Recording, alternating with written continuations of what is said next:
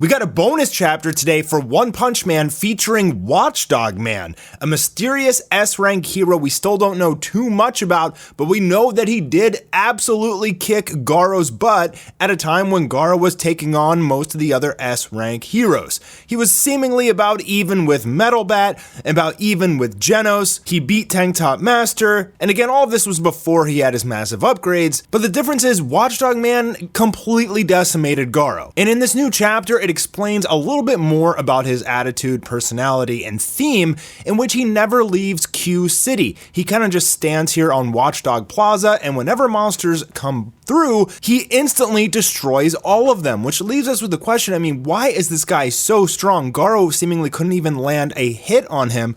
Now, Garo did explain after he escaped from the fight that he's not sure if Watchdog Man is a man or a monster, and the fact that he fights on all fours like an animal made it incredibly difficult for him to fight back because his martial arts are designed against humanoids, and fighting against a four-legged dog is very different than normal. We did see Garo kind of take some of that style and use it to fight against Genos, but he hasn't really used it again since. So they say in this chapter that Q City, which is the city that Watchdog Man covers and protects, has the least amount of casualty count from monster disasters out of any of the cities. It's considered to be the safest city. Even more than Saitama's city, than any of the other cities. That alone is insane. So because of his smelling and hearing and everything, the instant that a monster comes out in the city, he just instantly evaporates them.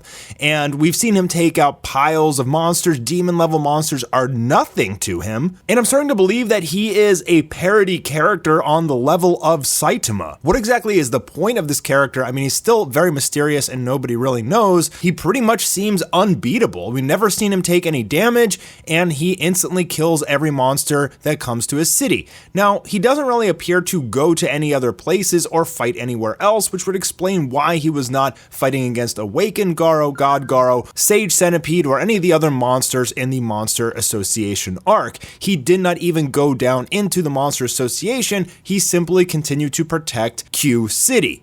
So he's very obsessed with Q City, which may lead us to believe that he is some sort of monster, as all monsters do have an obsession which transforms them. It doesn't matter whether the monsters come from the sky or from the ground, his incredible sense of smell allows him to see the monster's presence, and he rushes to the scene in just a few minutes at blinding speed, said to be 250 kilometers per hour. And it says that day, an estimated disaster level demon launched a surprise attack on the city center, and it was killed in 41 seconds since it appeared. So incredible speed. A demon level is nothing to Watchdog Man. I'm sure he could take on a dragon level. I have no doubt in my mind. They killed it. They said he killed it before they could even sound the alarm. That's how fast he killed it. And then it says nothing weird happened that day in Q City, the city that Watchdog Man protects. His true power is still unknown. So there's a lot of theories on Watchdog Man. I believe personally he's just simply supposed to be like a parody level character on the level of Saitama, but he'll never come in and fight anyone else because all he does is protect Q City. It's like his territory and he'll never leave. And he's just going to evaporate unless God comes down or God Avatar comes to Q City, he probably won't contribute to the story too much more. But we do see that, he does actually come to the Hero Association in episode 10 of One Punch Man. So he does care a little bit about being a hero, I guess. He does even kind of look like Saitama under there, but, I don't think they're any related or anything like that. I'm not going to get into some crazy fan theories.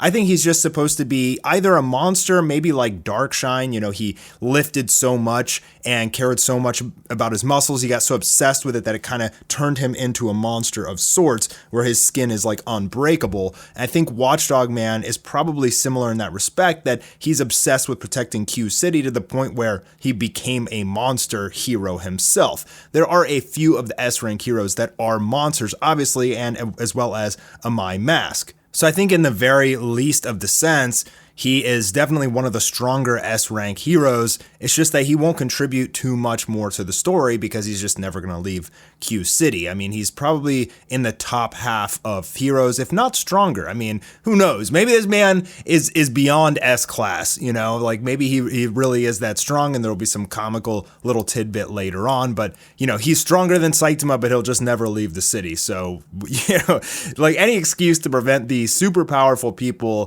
from taking care of all the monsters in this series. They want to write it in a way that it gives the S rank heroes and the people that struggle an actual challenge and a chance. And anyway, I think it's comical. I mean, if King is a parody character in that you can't defeat him because Saitama will always show up or something will go in his favor. You know, he has the power of luck. Saitama obviously beats everybody in one punch and he's unbeatable. Watchdog Man obviously doesn't defeat anyone in one punch, but you know, we've never seen the guy take damage. I mean, he literally just can dodge anything, it appears like, and he evaporates monsters so quickly that it's extremely impressive. About the level of Tatsumaki in terms of speed of execution, maybe Atomic Samurai as well.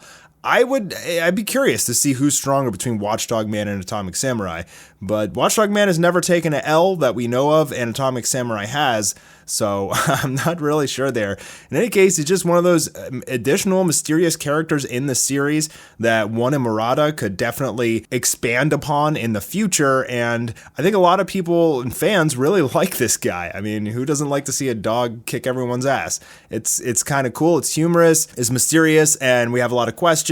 They don't really give us too much. They told us that he's insanely fast, like basically he can run, 250 miles an hour. His sense of smell basically gives him an upper hand over any humans because he can detect monsters and humans alike from an extremely long distance. I mean, just think, any dog. And I'm sure he has special hearing as well. So because of his senses and his raw aptitude for speed and power, furthering on his just indistinct fighting and combat style, which is extremely hard to counter and replicate, Watchdog Man is easily a S-rank hero to look out for as one of the strongest in the series. If you guys have any fan theories on Watchdog Man, let me know in the comments down below. Personally, he's one of my favorites. He's just a charming character. I love dogs. How could you not love this character? So nice little bonus chapter here from One and Murata. Interestingly, Watchdog Man really isn't in the webcomic too much, but I feel like One and Murata are really trying to expand on the stories of every S-rank hero and even a lot of the A-rank heroes as much as possible before we get into the final arc. I think their entire goal was, here's how the story starts, here's how it ends.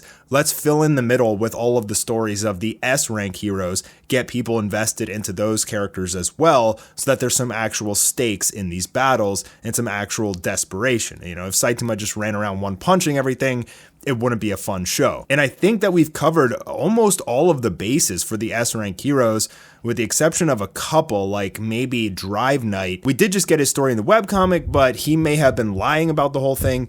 He may actually be the Mad Cyborg. We don't really know yet. Hopefully we'll get a new webcomic chapter soon, and when we do, obviously I will make a video on that for you guys. Thanks for stopping by today, and I'll see you on the next one.